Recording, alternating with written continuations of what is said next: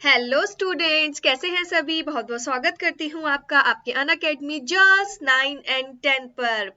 तो कैसे हैं सभी लोग, जल्दी से मुझे बताइए सभी लोग कैसे हैं, क्या क्या किया आप सभी ने। फेस्टिव सीजन चल रहा है तो सब लोगों का पढ़ाई से थोड़ा सा तो मन हट रहा होगा ना। लेकिन कोई प्रॉब्लम नहीं है बच्चों, बिल्कुल परेशान होने की जरूरत नहीं है। अच्छे से एंजॉय करो, ठीक है ना। इस पैंडेमिक सिचुएशन में अब थोड़ी सी खुशियां आई हैं, है ना, क्योंकि इतने सारे फेस्टिवल आए हैं, दिवाली का मौका है तो उसको हाथ से मत जाने दो। लेकिन क्योंकि बेटा आप सभी जानते हैं ऐसा तो सिचुएशन नहीं है ना कि हम जैसे फेस्टिवल्स पहले होते थे तो बस सुबह से शाम से तक घर से बाहर निकल गए, रिलेटिव के यहाँ जा रहे हैं, मिल रहे हैं, तो हम ऐसा तो एंजॉय नहीं कर पाएंगे ना। तो ठीक है, घबराने की जरूरत नहीं है। जस्ट 9 एंड 10 के सारे टीचर्स आपके लिए हमेशा अवेलेबल रहेंगे, ठीक है ना। आप जो है मतलब फेस्टिवल के टाइम पर जो टाइमिंग्स है पूजा की और बाकी सारे रिचुअल्स की, उस टाइम में रिचुअल्स कीजिए और बाकी टाइम में टीचर्स के साथ मिलकर एंजॉय करते हुए अपने सिलेबस को पढ़िए, ठीक है ना। तो बेटा बहुत बहुत स्वागत है आपका अनअकैडमी जस्ट 9 एंड 10 पर। मैं आपको कुछ नया नहीं पढ़ा रही हूँ, ठीक है ना। मैं आपको सिर्फ और सिर्फ रिवीजन करा रही हूँ, ताकि क्या होगा ना कि आप फेस्टिवल भी इजीली एंजॉय कर पाएंगे और जो भी हमने पहले से पढ़ा हुआ है उसका रिवीजन इजीली हो जाएगा, ठीक है। तो आगे बढ़ते हैं, थोड़ा मेरे बारे में जान लीजिए। मेरा नाम विशाखा सक्सेना है, मैंने डीएड किया है, बीए किया है, बीएड किया है। मुझे 9 ईयर का टीचिंग एक्सपीरियंस है, मेरा सीटेट भी क्वालिफाई है।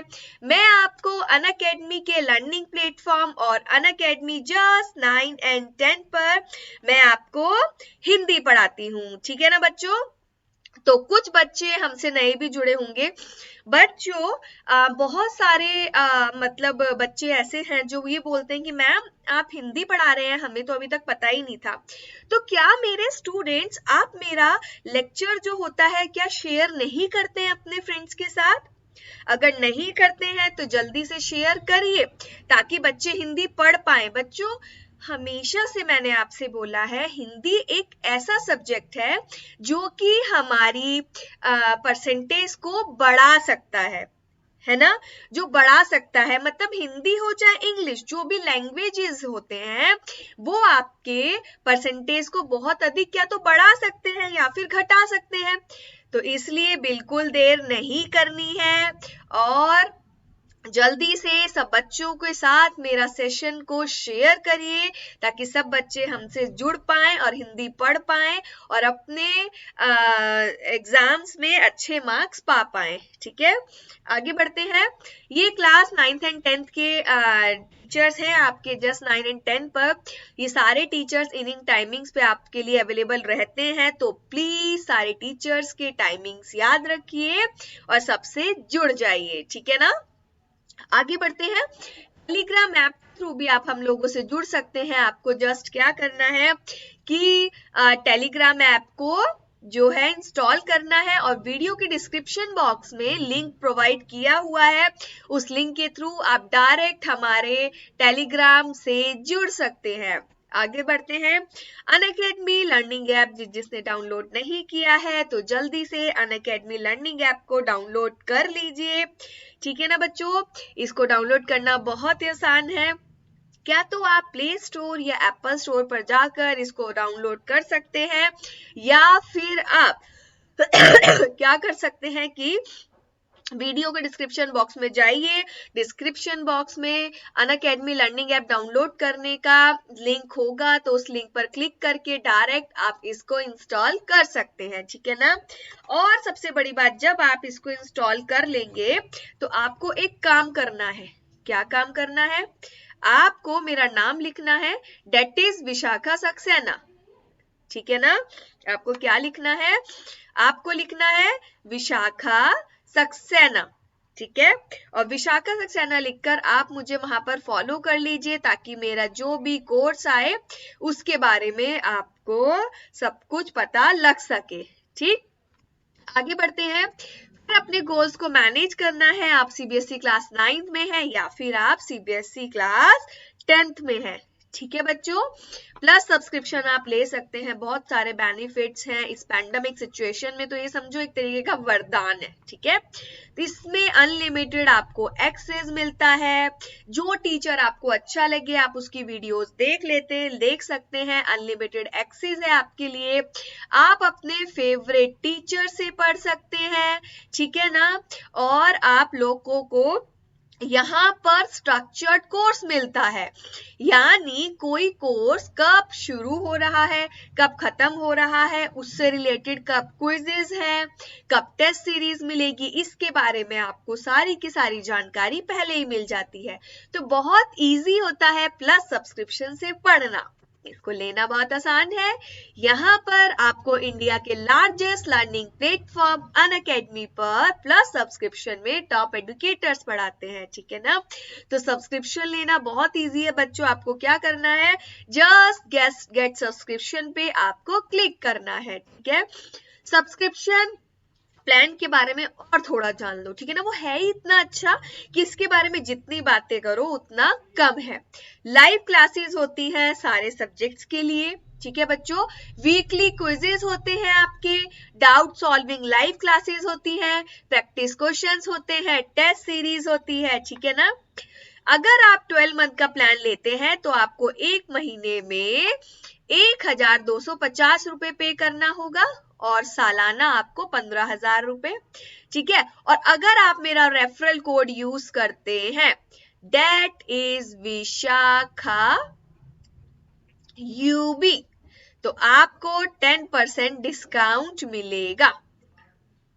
ठीक है बच्चों, तो जल्दी से प्लस सब्सक्रिप्शन ले लीजिए।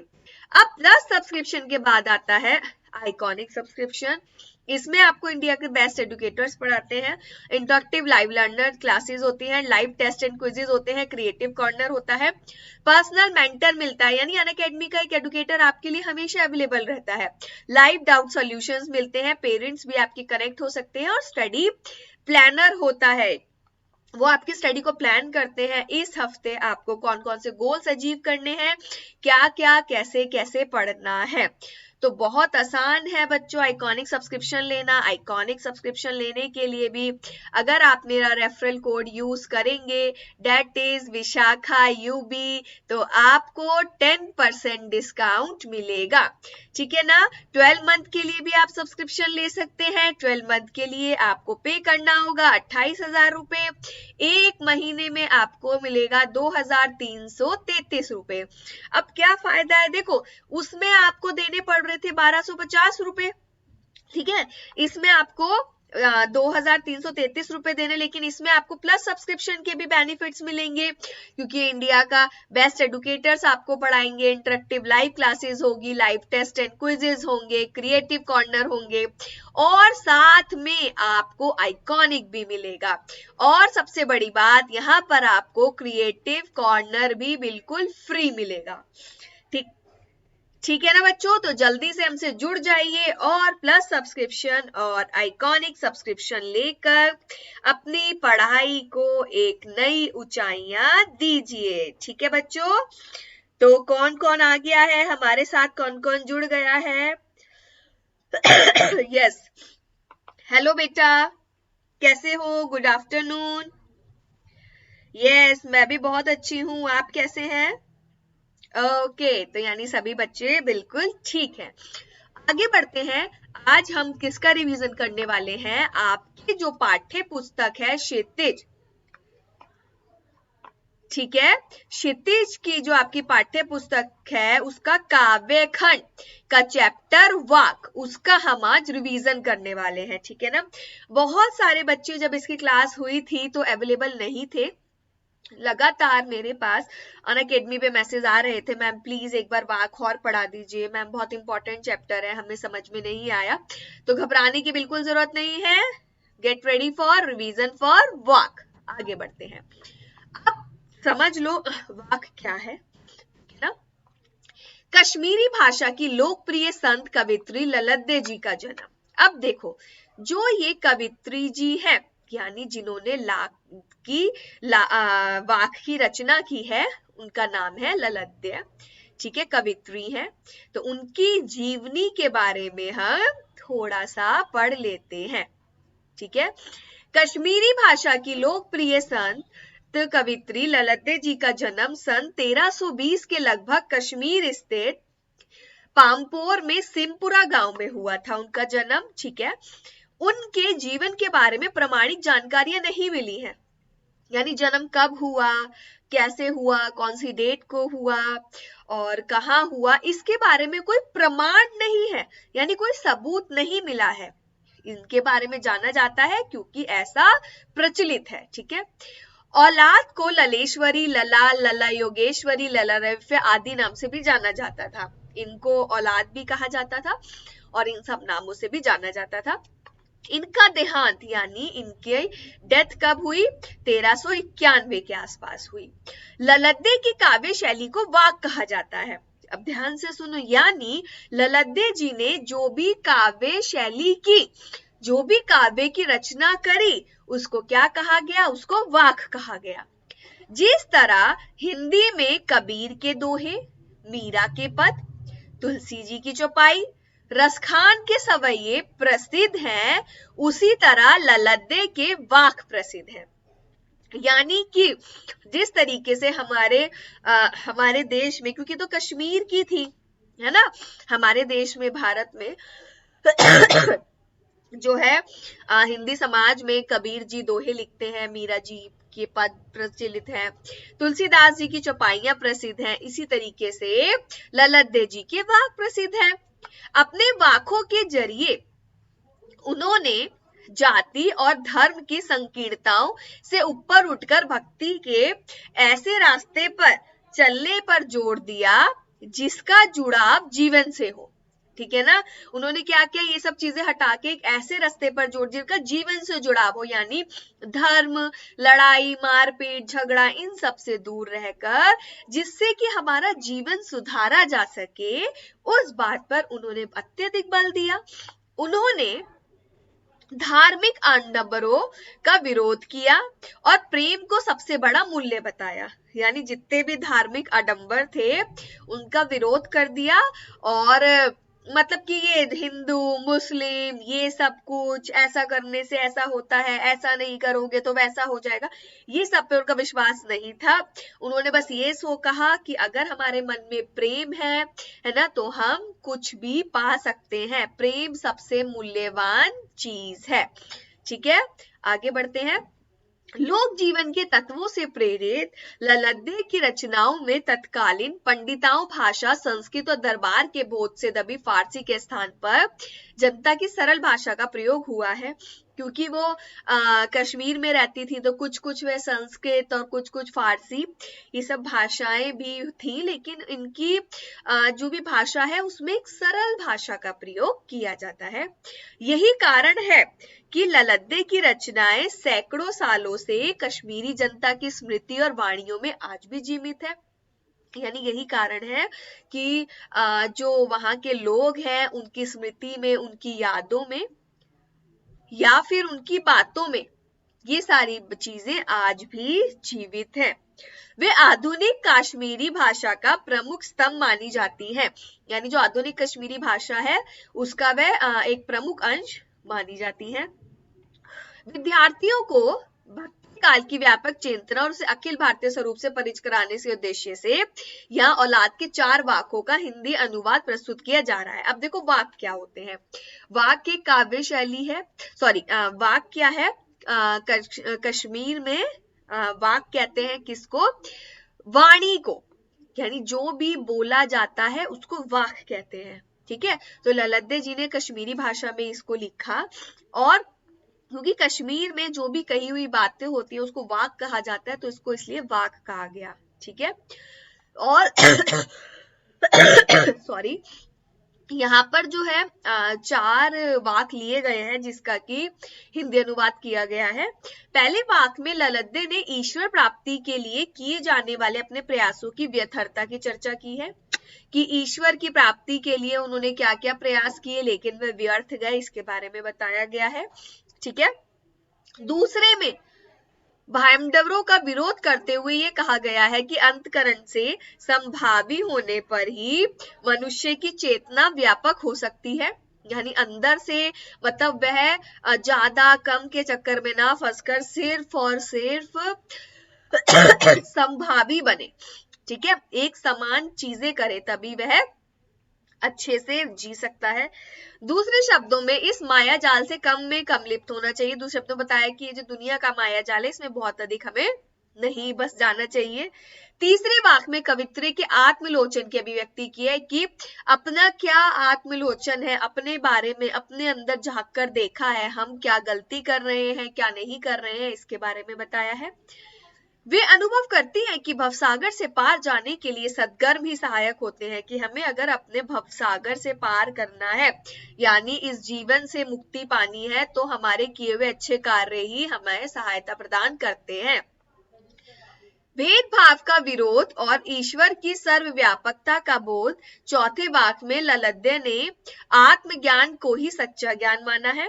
प्रस्तुत वाक्यों का अनुवाद मीराकांत जी ने किया है, यानी जो वाक्य है उसका हिंदू अनुवाद मीराकांत जी द्वारा किया गया है।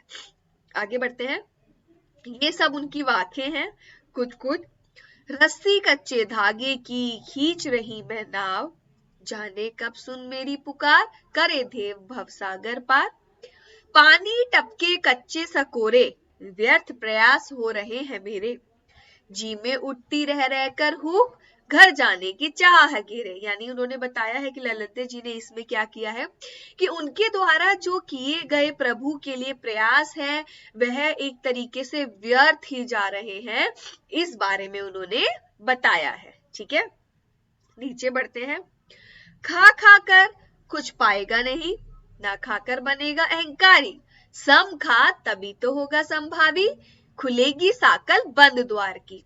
यानी दूसरे वाक्य में उन्होंने क्या बताया है कि हमें संभावी बनना है, यानी किसी चीज का प्रयोग हमें ना तो बहुत ज्यादा कर लेना है और ना ही बिल्कुल कम।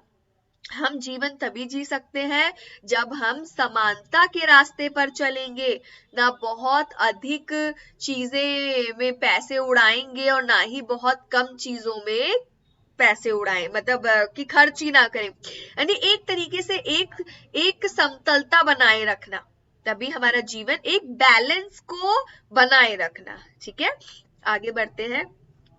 आई सीधी राह से गई ना सीधी राह, सुषम सेतु पर खड़ी थी बीत गया दिन आहा, जेब टटोली कौड़ी ना पाई, भांजी को दू क्या उतराई।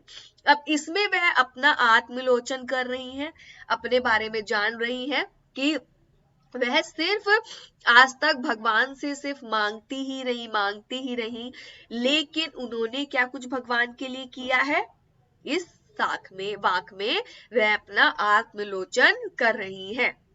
थल थल में बसता है शिव ही, भेद न करना हिंदू क्या मुसलमान, ज्ञानी है तो स्वयं को जान, वही है साहिब से पहचान। अब इसमें बता रहे कि हर जगह इसमें मतलब उन्होंने बताया है कि सच्चा ज्ञानी कौन है, सच्चा ज्ञानी वही है जो कि अपने आप को जान पहचान करता है, अपने आप को जानता है।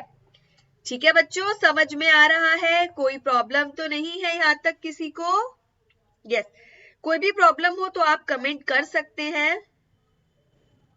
बातें मत करो बच्चों, बातें क्यों करने लगते हो आप लोग? हाँ, यस, ओके, तो यानी अभी तक कोई प्रॉब्लम नहीं है, कोई भी प्रॉब्लम हो तुरंत कमेंट करके पूछ सकते हैं। ठीक है, आगे बढ़ते हैं। अब हम पहले वाक्य की तरफ चलते हैं। इसका मैं आपको पहले हिंदी में अर्थ समझाऊंगी, उसके बाद आपको इसका भावार्थ कराऊंगी। ठीक है ना? और ऐसे करते हुए हम अपने चारों वाक्यों को पढ़ लेंगे। ठीक, स्टार्ट करते हैं। रस्सी कच्चे धागे की खींच रही मैं नाव। ठीक है, अपने जीवन को वो कैसा बता रही है, कच्चा धागा बता रही है, कच्चे धागे अपनी सास को बता रही है, और खींच रही मैं नाव, यानी अपनी जिंदगी को वो खींच रही है, वह उस भवसागर में है कि अपनी जिंदगी की नाव को वह जबरदस्ती खींच रही है, ठीक है ना। रस्सी कच्चे धागे की, यानी अपनी सांसों की बात कर रही है। जाने कब सुन मेरी पुकार, करे देव भवसागर पार। हे पता नहीं कब वो भगवान मेरी पुकार सुनेगा, है ना, और मुझे इस भवसागर से पार करेगा। कौन सा भवसागर? ये दुनिया, है ना। इस दुनिया के झंझटों से मुझे मुक्ति दिलाएगा। पानी टपके कच्चे सकोरे। एक चीज देखिए बच्चों, जैसे कि कच्चे सकोरे मतलब कच्ची मिट्टी का बर्तन।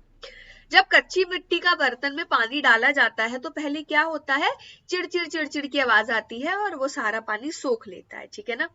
लेकिन जैसे ही वे सारा पानी सोख लेता है, उसके बाद ही अगर वह फूटा होता है तो उसमें से पानी टपकने लगता है। यानी जिस तरीके से पानी टपकता है कच्चे सकोरे में से, ठीक है ना, यानी उसी तरीके से पानी के टपकने से उनका जीवन कम होता जा रहा है। व्यर्थ प्रयास हो रहे हैं मेरे, और ऐसा करने से वो इतने प्रयास कर रही हैं, भगवान से अपनी मुक्ति का साधन मांग रही हैं, लेकिन फिर भी उनके किए जाने वाले सारे के सारे प्रयास कैसे हो रहे हैं, व्यर्थ हो रहे हैं। जी में उठती रह रहकर हूक, घर जाने की चाह है घेरे। यानी उनके मन में एक कसक उठती है ना। कैसी कसक? भगवान से मिलने की, भगवान के घर जाने की। जो उनकी चाह है उन्हें हमेशा घेरे रहती है। ठीक है बच्चों, समझ में आया कि जो अपनी वह जिंदगी की जो नाव है, अपनी सांसें जो हैं वह धीरे धीरे वह खींच रही हैं और वह भगवान से प्रार्थना कर रही हैं कि पता नहीं कब भगवान उनकी बात सुनेंगे और इन्हें अपनी इस दुनिया से मुक्ति दिला देंगे। जिस तरीके से कच्चे सकोरों में से पानी टपकता है, उसी तरीके से दिन प्रतिदिन उनकी उम्र कम होती जा रही है और जो उनके प्रयास हैं प्रभु से मिलने के वह व्यर्थ होते जा रहे हैं। अब तो कुछ नहीं चाहती वह, सिर्फ इतना चाहती है कि उनके मन में जो कसक है और जो घर जाने की चाह उनको घेरे हुए है, कौन से घर? भगवान के घर। कैसी चाह? मुक्ति की चाह। तो बस वह वही मुक्ति पाना चाहती है। आगे बढ़ते हैं। भावार्थ। अब देखो, पहले मैंने इसका हिंदी अर्थ समझाया था, अब इसका भाव समझा रही हूं। यह पंक्तियां कवित्री ललज्ज जी के वाक से ली गई हैं। कवित्री इन पंक्तियों के माध्यम से कहना चाहती है कि सॉरी कि उनका जीवन रूपी जो नाव है, यानी जो उनकी नाव है, कौन? जीवन रूपी जो उनका जीवन है, वह उसे कच्चे डोर से खींच रही हैं। यानी अपने जीवन को वह सांस ले लेकर अपनी सांसों के माध्यम से अपने जीवन को चला रही हैं। वह ईश्वर से ये आस लगाए बैठी हैं कि ईश्वर उनकी पुकार सुन ले, ईश्वर उनकी बात मान ले और संसार रूपी भवसागर से मुक्ति दिला दे, है ना। ये जो भवसागर है इससे वह उनको मुक्ति दिला दे। वह कहती है कि मिट्टी रूपी जो अच्छा शरीर है मेरा, उससे निरंतर पानी का टपकना जारी है। यानी ये मतलब उनकी सांसें एक तरीके से कम हो रही हैं, ठीक है। अदात कवि का कहना है कि हर दिन उनकी आयु कम होती जा रही है, उनकी सांसें दिन प्रतिदिन कम ही तो हो रही हैं, ठीक है। उनकी ईश्वर से मिलने की सारी कोशिशें असफल होती जा रही हैं और वह ईश्वर से जो मिलना चाहती है वह उनकी सारी कोशिश असफल हो रही है। कवित्री के अंत में व्याकुलता बढ़ती ही जा रही है, उनके मन में वह अंदर से व्याकुल होती ही जा रही है। वह ईश्वर से मिलने या उनके सानिध्य में जाने की तीव्र चाह से घिरी हुई है, यानी ईश्वर से मिलने की और उनके पास जाने की तीव्र इच्छा शक्ति से वह घिरी हुई है और वह ईश्वर को प्राप्त करने के लिए प्रयत्न कर रही है। ठीक है, आया समझ में? कोई भी प्रॉब्लम हो बेटा समझ लेना, क्योंकि ये वाक का रिवीजन चल रहा है। रिवीजन में थोड़ा सॉरी, हाँ, तो रिवीजन में थोड़ा भी डाउट नहीं रहना चाहिए, ठीक है ना। यस, तो कोई प्रॉब्लम? यस, आगे बढ़ते हैं दूसरे वाक्य की तरफ। खा खा कर कुछ पाएगा नहीं। ललतदेव जी कह रही हैं कि अगर बहुत कुछ खा लो, यानी खा खा कर जीवन नष्ट ही हो जाएगा, कुछ नहीं मिलेगा, है ना। यानी बहुत ज्यादा किसी चीज का उपभोग करने से कुछ भी हासिल नहीं होगा, ठीक है। ना खाकर बनेगा अहंकारी, और अगर बिल्कुल भी नहीं खाएगा तो अहंकारी बन जाएगा, है ना। उसको घमंड हो जाएगा अपने ऊपर, अरे मैं तो इस वस्तु के बिना बिल्कुल रह सकता हूं, अहंकारी बन जाएगा। सम खा तभी तो होगा संभावी, यानी एक समान खा, एक समानता से ही खा, है ना। ना बहुत ज्यादा किसी चीज के पीछे भाग या बहुत खा, ना ही बिल्कुल उसको छोड़कर अहंकारी बन जा। एक तरीके से इतना ही प्रयोग कर कि संभावी बन सके, समांतर रास्ते पर चल सके, है ना, बैलेंस बना सके। खुलेगी साकल बंद द्वार की, तो तभी मन के अंदर की जो भी अंधकार होगा वह सारा अंधकार मिट जाएगा। आई बात समझ में कि ऐसा नहीं करना चाहिए कि किसी वस्तु का बहुत अधिक प्रयोग करें, और ऐसा भी नहीं करना चाहिए कि सब चीजों का त्याग कर दें, इससे कुछ हासिल नहीं होगा। समान स्तर पर त्याग भी और उपभोग भी, दोनों से ही जिंदगी चलती है, और जब ऐसी जिंदगी चलाओगे तो तभी जिंदगी स्मूथ चलेगी और हमारे मन के सारे ज्ञान को खोल देगी और सब जगह प्रकाश ही प्रकाश दिखाई देने लगेगा, एक प्रकार से सारे अंधकार को दूर कर देगी। आई समझ में बच्चों बात? आगे बढ़ते हैं भावार्थ की तरफ।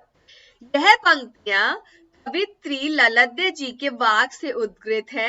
कवित्री इन पंक्तियों के माध्यम से कहना चाहती है कि यदि मनुष्य अपने जीवन में सिर्फ उपभोग करने की लालसा रखेगा, सिर्फ वह उपभोग ही करता जाएगा, तो वह कुछ हासिल नहीं कर सकेगा। और यदि सारे भोग उपभोग का त्याग कर कर त्यागी बन जाएगा, अदार्थ स्वार्थ में जीवन जीने लगेगा, किसी से कोई मतलब ही नहीं होगा, तो वह अहंकारी बन जाएगा। इस प्रकार वह अपने पतन की ओर अग्रसर हो जाएगा। कवित्री अपनी बातों को प्रमुखता से कहती है कि मनुष्य को अपने जीवन में संतुलन बनाए रखना चाहिए, एक संतुलित जीवन जीना चाहिए, ना उससे ज्यादा भोग करना चाहिए और ना ही त्याग करना चाहिए, करने का प्रयत्न करना चाहिए, तभी वह संभावी बन सकेगा। यथार्थ हमें व्यापक चेतना जागृत होगी, है ना, हमारे अंदर से एक अच्छी क्षमता, एक अच्छी निर्णय लेने की क्षमता जागृत हो जाएगी। मन सारे आडंबर युक्त बंधनों से मुक्त हो सकेगा। जितने भी हमारे मन के अंदर एक गलत फहमियां हैं या कुछ आडंबर है या कुछ गलत भावनाएं हैं, तो या कुछ गलत सोच है, तो उन सब से मुक्त हो जाएगा और हमारे हृदय में उदारता की भावना जागृत हो जाएगी। यानी हम एक तरीके से हमारा दिमाग खुल जाएगा और सब जगह प्रकाश ही प्रकाश दिखाई देगा, ज्ञान का प्रकाश दिखाई देगा। जो मन में गलत भावनाएं हैं अंधकार रूपी, वह सब गायब हो जाएगी। ठीक है बच्चों, आगे बढ़ते हैं तीसरे वाक्य की तरफ। आई सीधी राह से गई न सीधी राह, सूक्ष्म सेतु पर खड़ी थी, बीत गया दिन आह। जेब टटोली कौड़ी न पाई, मांझी कोदू क्या उतराई। आई सीधी राह से गई ना सीधी राह, यानी भगवान ने तो बहुत सीधा साधा बनाकर भेजा था, लेकिन यहाँ रहते रहते वह भटक गई, ठीक है, और अब सीधी राह चलना भूल गई थी। जब वह सूक्ष्म सेतु पर खड़ी थी, जब वह सही और गलत के बीच में रुक कर और अपने आप को टटोल रही थी, है ना, भगवान से मिलने जाने के लिए अपने सत्कर्म को देख रही थी, तो तब उसी में क्या हुआ, उनका सारा दिन बीत गया। ठीक है ना, सारा का सारा दिन उनका बीत गया, मतलब इसी उसमें बीत गया कि क्या उन्होंने सही कार्य किया है, कैसे उन्हें जीवन जीना चाहिए, ठीक है, जीना चाहिए था।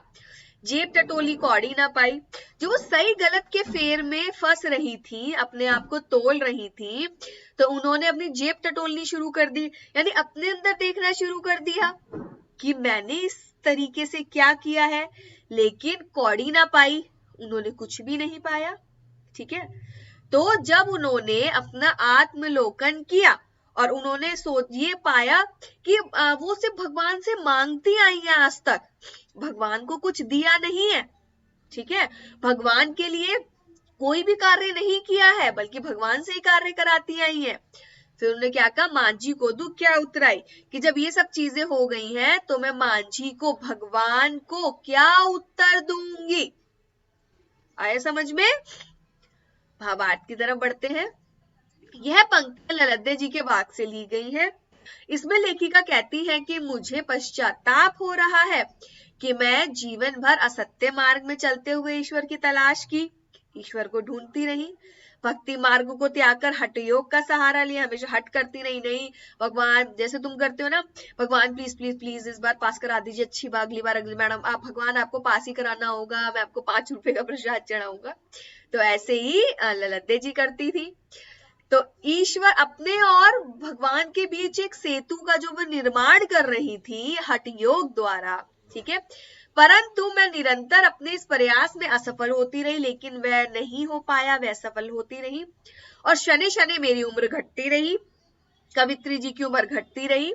आगे कवित्री कहती है कि जब मैंने अपने जीवन का हिसाब किताब किया तो पाया कि मैंने कोई ऐसा पुण्य काम ही नहीं किया है जिससे मैं मृत्यु पश्चात ईश्वर को दिखा सकूं।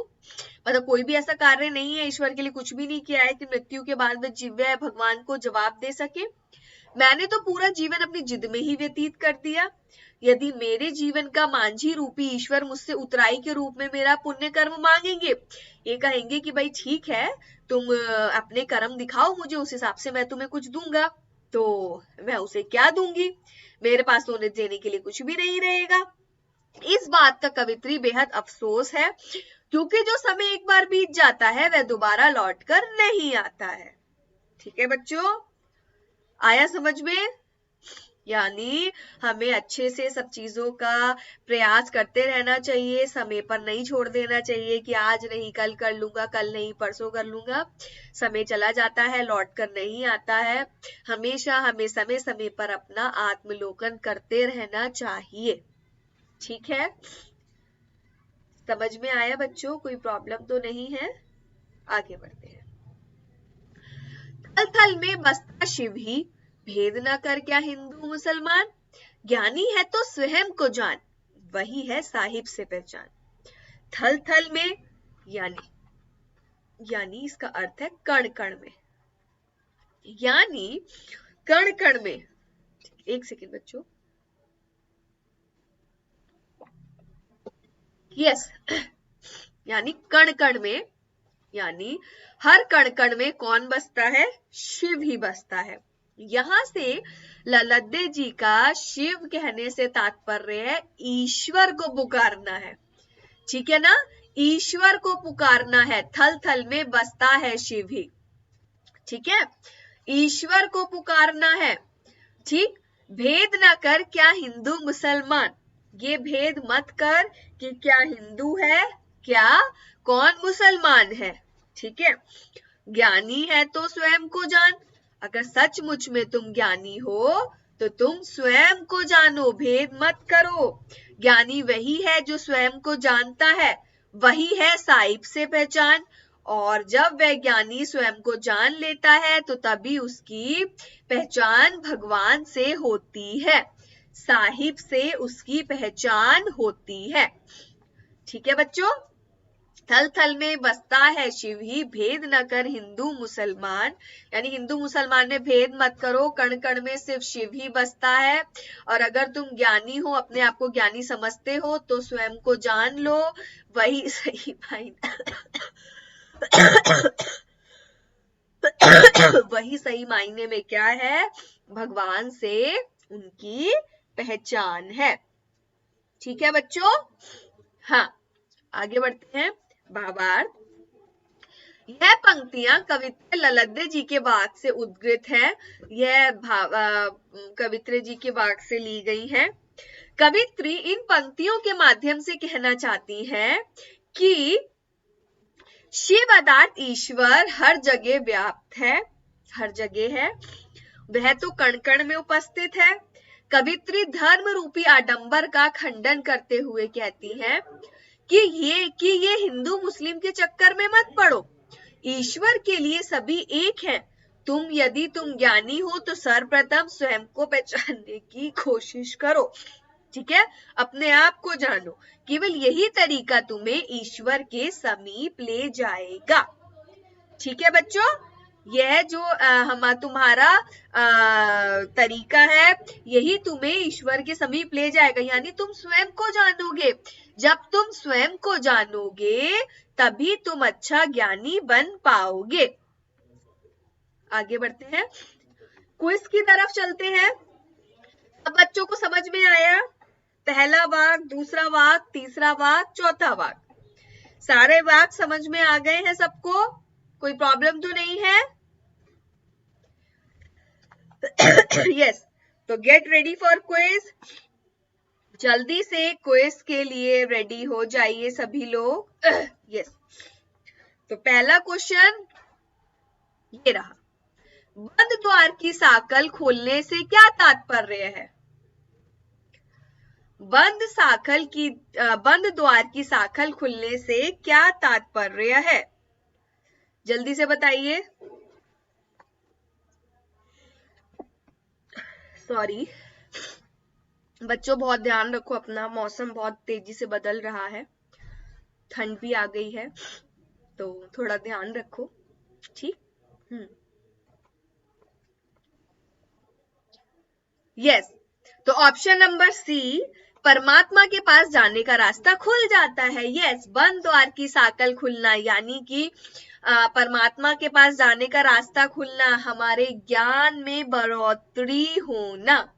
ठीक है, तो बंद द्वार की साकल खुलने के से क्या तात्पर्य है? तो जिन जिन बच्चों ने ऑप्शन नंबर सी उत्तर दिया है तो बिल्कुल सही है, परमात्मा के पास जाने का रास्ता खुल जाना। ठीक है, आगे बढ़ते हैं दूसरे क्वेश्चन की तरफ। मांझी का यहाँ क्या अर्थ है? मांझी का यहाँ क्या अर्थ है? मांझी कौन है? तीसरे पैराग्राफ में, तीसरे वाक्य में ललतदेव जी ने बताया है कि मांझी कौन है। लिखा है ना, मांझी को दूं क्या उतराई, तो किसको उत्तर देने की बात की गई है? यस, बिल्कुल सही, ऑप्शन नंबर सी, ईश्वर, है ना। तो मांझी कौन है?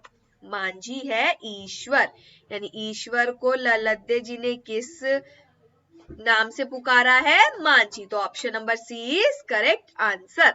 आगे बढ़ते हैं, वाक किसे कहते हैं? अभी बताया था मैंने, वाक जब शुरू कराई थी तो बताया था वाक किसे कहते हैं।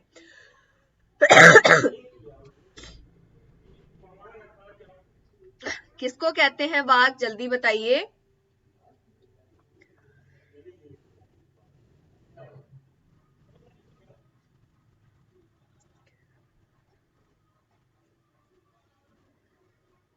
यस, ऑप्शन नंबर बी, वाणी को वाक कहते हैं। किसको वाक कहते हैं?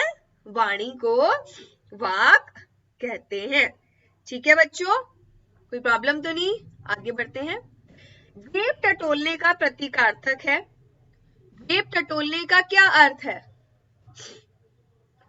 जेब टटोलने का प्रतीकार्थक है।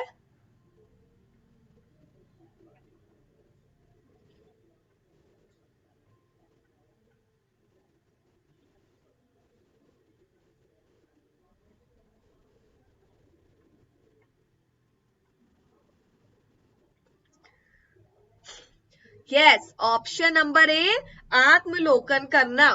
कहते हैं ना, अरे अपने अंदर तो झांक कर देख ले, यानी पहले अपने अंदर तो देख ले, अपनी जेब तो टटोल ले कि तुम कैसे हो। ठीक है, तो ऑप्शन नंबर ए, आत्मलोकन करना। फिफ्थ क्वेश्चन की तरफ बढ़ते हैं, हमारी ईश्वर से कब पहचान होगी? हमारी ईश्वर से कब पहचान होगी? ललतदेव जी के अनुसार किसी का भी ईश्वर से कब पहचान होती है? ऑप्शन नंबर ए जब हम कर्मों में लिप्त रहेंगे, ऑप्शन नंबर बी जब हम शिक्षा प्राप्त करेंगे, ऑप्शन नंबर सी जब हम दूसरों को उपकार करेंगे, या ऑप्शन नंबर 4 जब हम स्वयं को जानेंगे।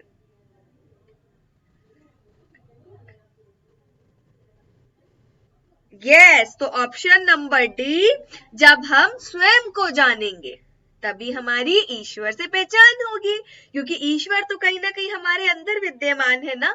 जब ईश्वर हमारे अंदर विद्यमान है तो हमें उनको जानने के लिए स्वयं को तो जानना ही होगा। आगे बढ़ते हैं नेक्स्ट क्वेश्चन की तरफ।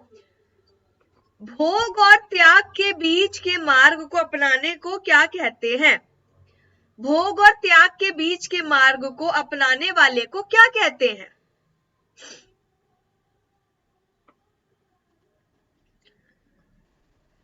अहंभावी, भोगी, त्यागी या संभावी?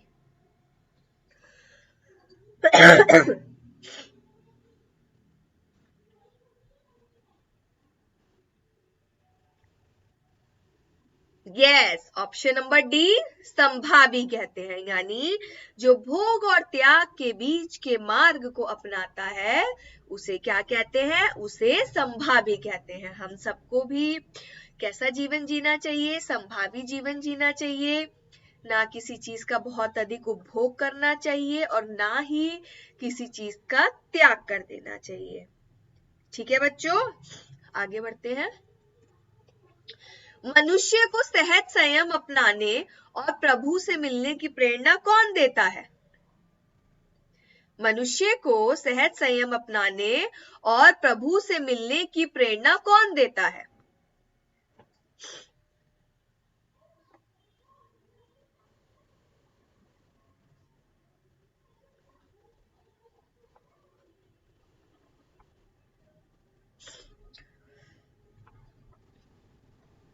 यस, ऑप्शन नंबर सी कवित्री जी दे रही है कि संयम अपनाना चाहिए और प्रभु से मिलने के रास्ते को साफ करना चाहिए, देखना चाहिए। ठीक है, ऑप्शन नंबर सी कवित्री है। आगे बोलते हैं, आगे बढ़ते हैं।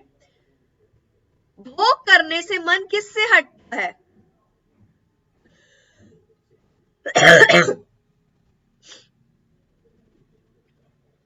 भोग करने से मन किससे हटता है?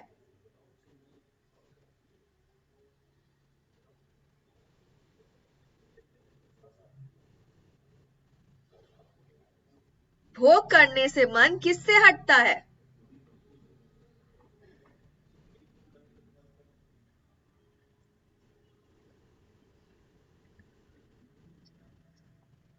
यस, ईश्वर से हटता है। बहुत अधिक भोग कर लेंगे चीजों का, उसी में रमे रहेंगे तो किससे मन हट जाएगा? ईश्वर से हट जाएगा। आगे बढ़ते हैं। शिव कहाँ बसते हैं? सबसे पहले तो ये ध्यान रखना कि जब मैंने चौथा वाक्य पढ़ाया था, शिव का जिक्र किया था, तो वहां पर शिव से क्या तात्पर्य है?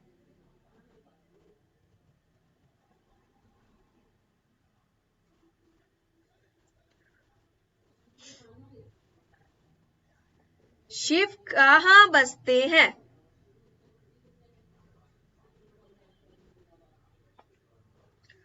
नाइन का ऑप्शन नंबर सी सर्वत्र। ईश्वर से शिव से ललते जी का तात्पर्य ईश्वर से था, तो ईश्वर कहाँ बसते हैं? ईश्वर तो सब जगह बसते हैं ना, तो ऑप्शन नंबर सी सर्वत्र। आगे बढ़ते हैं। कविता में किन बंधनों से मुक्ति की बात की गई है?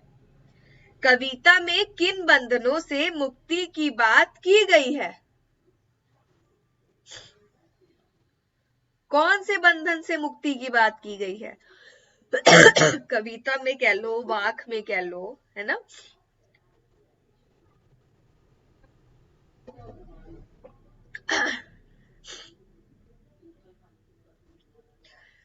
किन बंधनों से मुक्ति की बात की गई है? ऑप्शन नंबर बी संसारिक बंधन से मुक्ति की बात की गई है ना।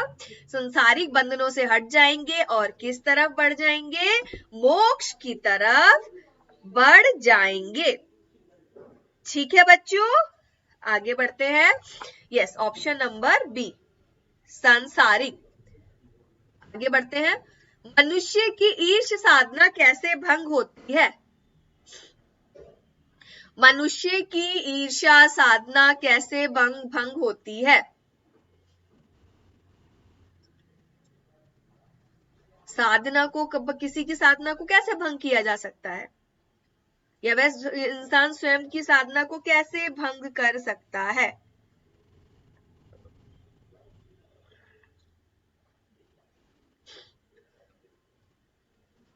यस, ऑप्शन नंबर ए, भोग करने से। बहुत अधिक भोग करेंगे तो भगवान की तरफ से ध्यान हट जाएगा। आगे बढ़ते हैं। तपस्या का जीवन जीने से मनुष्य के मन में क्या पैदा होता है? तपस्या का जीवन जीने से तपस्वी बन जाएगा कोई, तो तपस्वी बन के उसके मन में क्या पैदा हो जाएगा, जल्दी बताइए।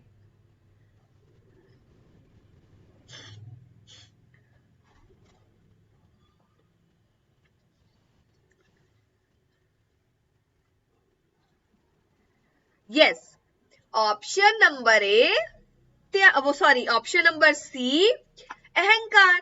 ज्यादा ही वो तपस्या करेगा, त्यागी बन जाएगा, तो उसके मन में क्या आ जाएगा? अहंकार आ जाएगा कि भाई मैं तो अब इस वस्तु के बिना जी सकता हूं, मेरा तो इसके बिना काम हो सकता है। ठीक है, तो ऑप्शन नंबर सी, अहंकार, इज राइट आंसर। आगे बढ़ते हैं। इसे जानने के बाद ही परमात्मा का बोध हो सकता है? किसको जानने के बाद ही परमात्मा का बोध हो सकता है?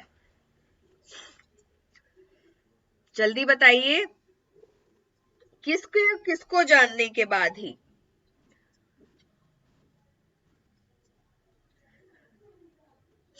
परमात्मा का बोध हो सकता है।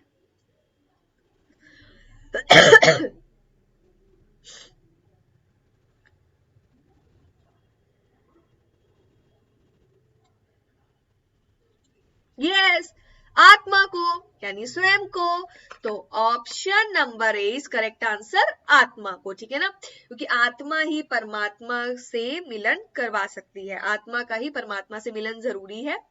तो पहले हमें स्वयं को, आत्मा को जानना चाहिए। हम स्वयं क्या है? सब एक आत्मा ही तो है।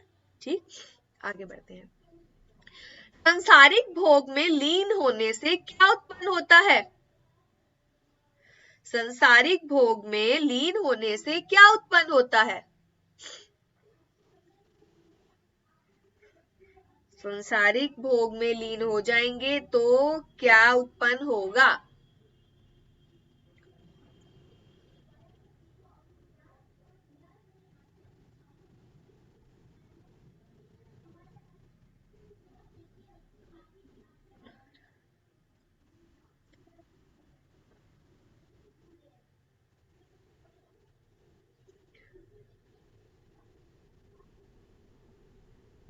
क्या होगा बताइए जल्दी।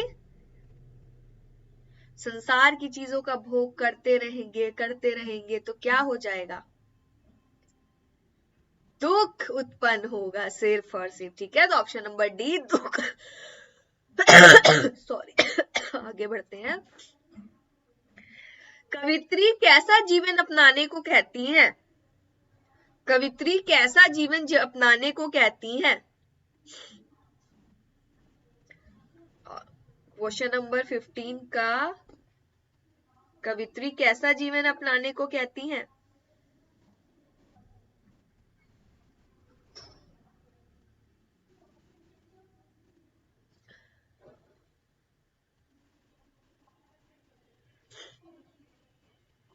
यस, ऑप्शन नंबर बी, सुख और समृद्धि का। ठीक है, आगे बढ़ते हैं। भवसागर से पार कराने वाला नाविक कौन है? भवसागर से कौन पार कराता है?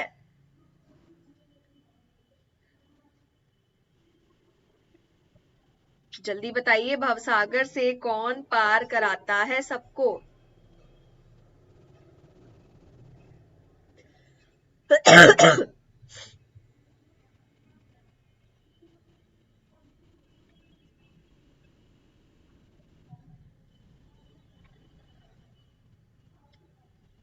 भवसागर से पार कराने वाला नाविक कौन है? ऑप्शन नंबर सी ईश्वर है। ईश्वर ही इस भवसागर से, या कोई भी भवसागर से, इस दुनिया से, इन संसारिक चीजों से हमारी नैया को पार कराएगा, हमारी जिंदगी को पार कराएगा। ठीक है, आगे बढ़ते हैं।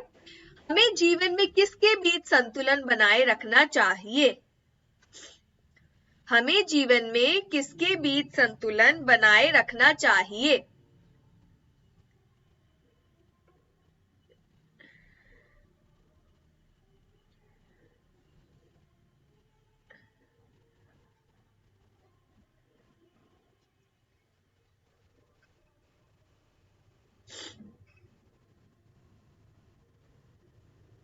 ऑप्शन नंबर बी, भोग और त्याग के बीच। ठीक है, आगे बढ़ते हैं। कवित्री हिंदू और मुसलमान दोनों को किसकी आराधना करने के लिए प्रेरित करती है? किसकी आराधना करने के लिए कवित्री प्रेरित कर रही है? चाहे वह हिंदू हो, चाहे वह मुसलमान हो, उनको।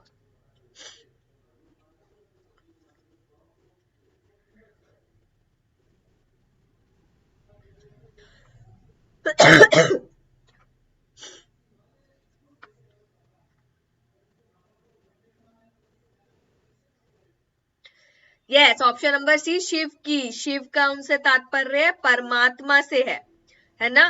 परमात्मा से उनका तात्पर्य ईश्वर से है। ठीक है, ईश्वर से है। आगे बढ़ते हैं। कवित्री ने अपना सारा जीवन किसमें बिता दिया? बस बच्चों, 2 क्वेश्चन और रह गए हैं, जल्दी से क्वेश्चंस का आंसर दीजिए, सेशन ओवर होने वाला है।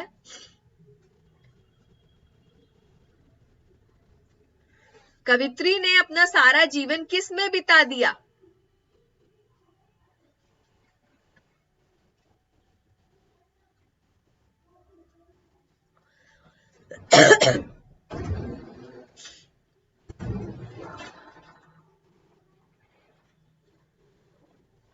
ऑप्शन नंबर सी, हठयोग में। किसमें बिता दिया? हठयोग में बिता दिया। आगे बढ़ते हैं। कविता में कैसी जीवन शैली अपनाते हुए प्रभु को पाने का भाव व्यक्त हुआ है? कविता में कैसी जीवन शैली अपनाते हुए प्रभु को पाने का भाव व्यक्त हुआ है?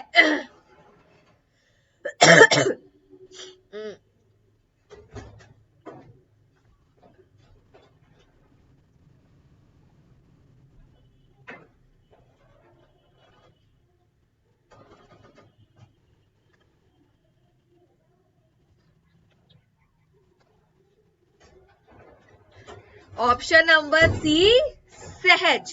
ठीक है ना, आगे बढ़ते हैं।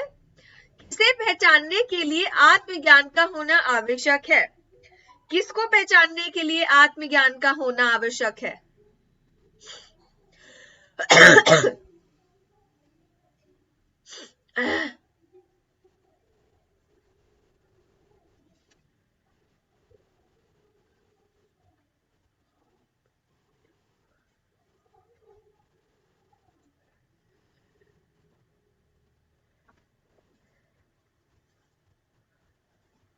यस, ऑप्शन नंबर ए, ईश्वर को।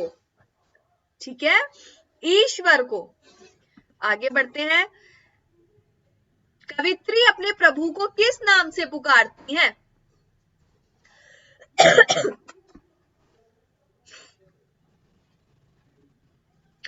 कवित्री अपने प्रभु को किस नाम से पुकारती हैं?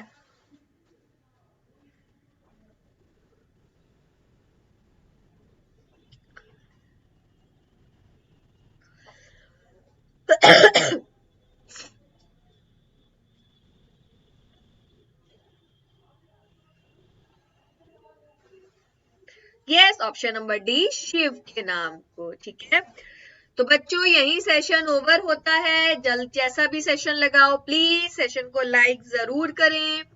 जो भी प्रॉब्लम हो कमेंट बॉक्स में कमेंट जरूर करें। ठीक है ना, क्या करना है? अनअकैडमी लर्निंग ऐप को डाउनलोड करना है, उसको इंस्टॉल करिए, गोल्स को मैनेज करिए। आप सीबीएसई क्लास 9th में है या फिर आप सीबीएसई क्लास 10th में है, प्लस सब्सक्रिप्शन भी आप ले सकते हैं। प्लस सब्सक्रिप्शन लेने के लिए आपको क्या करना है, गेट सब्सक्रिप्शन पे क्लिक करना है। इंडिया का लार्जेस्ट लर्निंग प्लेटफॉर्म है with top educators.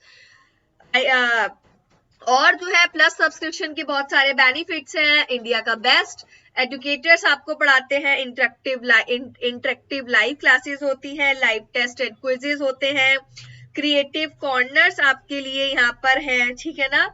Iconic subscription भी बहुत अच्छा है, इसमें आपको पर्सनल मेंटर मिलता है, लाइव डाउट सॉल्यूशन मिलते हैं, पेरेंट्स भी कनेक्ट हो सकते हैं, स्टडी प्लान भी आपकी करके पढ़ाई जाती है। और इसके लिए आपको 28,000 रुपए पे करने होंगे। एक महीने में आपको 2,333 रुपए, जो कि आप इजीली EMI के थ्रू भी पेमेंट कर सकते हैं। आपका मेरा रेफरल कोड है विशाखा यूबी, तो आपको 10% डिस्काउंट मिलेगा, ठीक है बच्चों। तो आगे बढ़ते हैं। यस, विशाखा यूबी अप्लाई करिए तो 10% आपको डिस्काउंट मिलेगा। डेबिट कार्ड के through, EMI, UPI, wallet, net banking के थ्रू आप पेमेंट कर सकते हैं।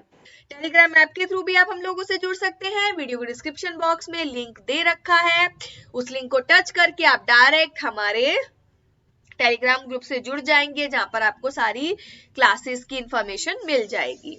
जस्ट 9 एंड 10 को सब्सक्राइब करिए, लाइक करिए, शेयर करिए, बेल आइकन दबाना बिल्कुल भी ना भूलिए। प्लीज सेशन को लाइक करिएगा, सबका शेयर करिए। आई होप आपको वाक अच्छे समझ में आ गई होगी, नहीं समझ में आई तो प्लीज कमेंट जरूर करिएगा। आगे बढ़ते हैं। मेरा रेफरल कोड विशाखा यूबी अगर आप अप्लाई करेंगे तो आपको प्लस सब्सक्रिप्शन हो या फिर आइकॉनिक सब्सक्रिप्शन हो, आपको 10% डिस्काउंट मिलेगा, ठीक है ना। तो मिलते हैं अपनी नेक्स्ट क्लास में, तब तक के लिए बाय बाय, टेक केयर बच्चों, ध्यान रखना और अच्छे से फेस्टिवल्स को एंजॉय करना, ठीक है ना बच्चों। Bye bye, take care.